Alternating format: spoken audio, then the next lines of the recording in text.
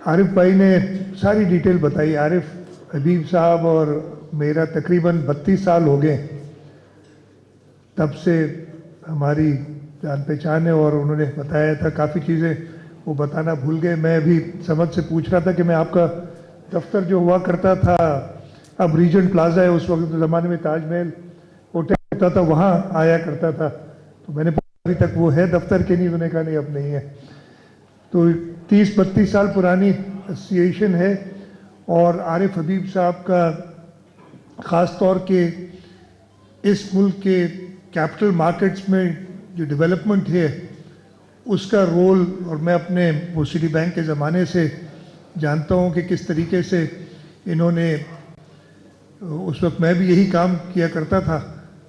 تو capital markets میں خاص طور پہ ہمارے یہاں جو ڈیٹ مارکیٹس کو مزید ترقی دینے میں مزید وہ کام کیا. میں اس زمانے میں سٹی بینک میں ایکویٹی ڈسٹریبیوشن کا ہیڈ ہوتا تھا, تو عارف بھائی کے پاس اکثر جانا ہوتا تھا کہ ان سے انویسٹمنٹس کے لیے ارینج کریں. اور انہوں نے باقی باتیں بتائیں, وہ بہت پرانی باتیں ہو گئی ہیں, چاہے وہ central depository committee CDC company CDC کا قیام ہو, یا اس کے بعد مور ریسنٹلی جب ریٹس کے لیے آئے تھے اور الحمدللہ ایک سکسیسفل ماڈل ہم نے بنایا اس میں. اور اس کے بعد عارف بھائی جب ہاؤسنگ میں آئے ہیں تو انہوں نے یہ ماشاءاللہ ایک نیا شہر یہاں آباد کر لیا ہے نئے ناظم آباد کے نام سے, اور اس میں ہر قسم کی سہولت جو ایک ریزیڈنٹ کو چاہیے, ابھی سارا انہوں نے ایکسپلین کیا کہ گھر تو بنا کے دے رہے تھے لیکن ان کے لیے ایجوکیشن کی فیسلٹیز, ہیلتھ کی فیسلٹیز, جامعہ مسجد ماشاءاللہ اتنی زبردست بنائی ہے. اور یہ جم خانہ جامعہ مسجد کا بھی میں راؤنڈ لگاؤں گا, جم خانہ کا تو دیکھ کے آیا ہوں, جو ایک بہت ہی اچھی فیسلٹیز نہ صرف یہاں کے لوگوں کے لیے بنائی ہیں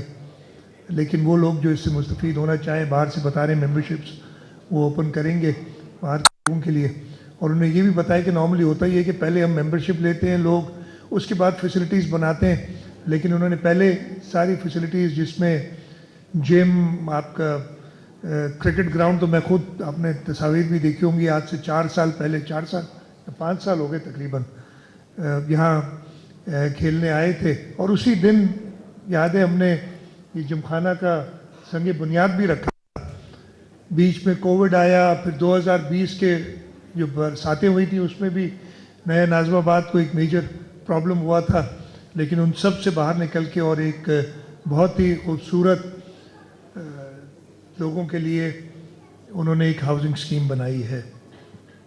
اس کے ساتھ ساتھ میں یہ ضرور بتاؤں گا کہ جیسے بتایا عارف بھائی نے کہ ایک پبلک پرائیویٹ پارٹنرشپ کا کانسیپٹ جو حکومت سندھ نے شروع کیا ہے. میں جب ادھر سے آ رہا تھا تو مجھے میئر کراچی مرتضی وہاب نے بتایا کہ ہم بات کر رہے ہیں عارف حبیب صاحب سے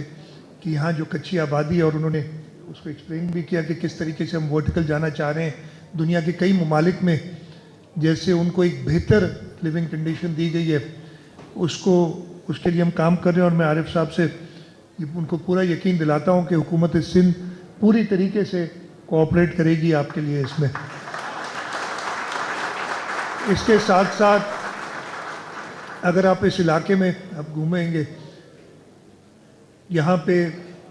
قریب شاہراہ نور جہاں کی کنسٹرکشن کی ہے پوری حکومت سندھ نے. شاہراہ ہمایوں, KDA چورنگی, مینا بازار کا انڈر پاس اس پہ کام چل رہا ہے,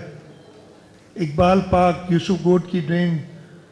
اور 4K چورنگی سے احسان آباد تک کا راستہ, اور اس کے علاوہ 2 اور رئیس جعفری روڈ اور رشید ترابی روڈ, ان پہ کام ہو رہا ہے. تو یہ جو حکومت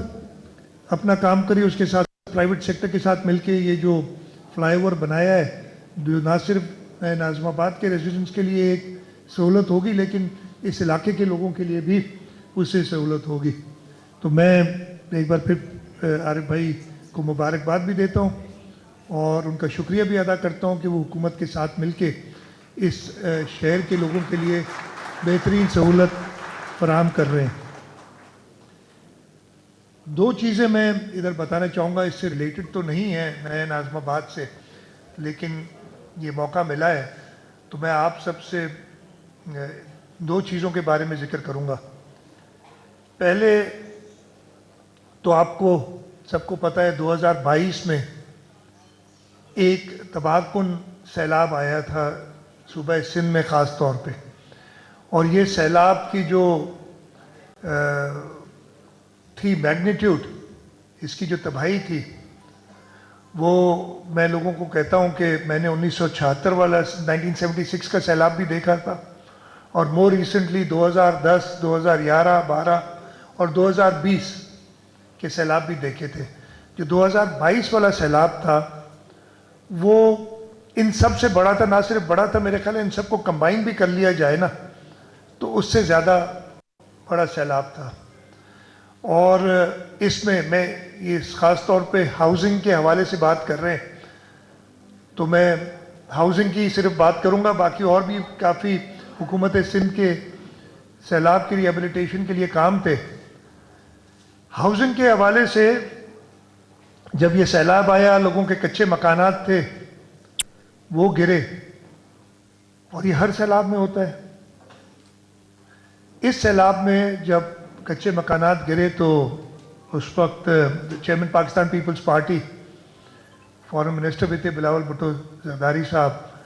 उन्होंने कहा कि जी मैंने, इसलिए वो जहाँ जाते थे लोगों की यही दरख्वास्त एक होती थी कि हमारे घर उजड़ गए, हमारे घर नहीं बचे।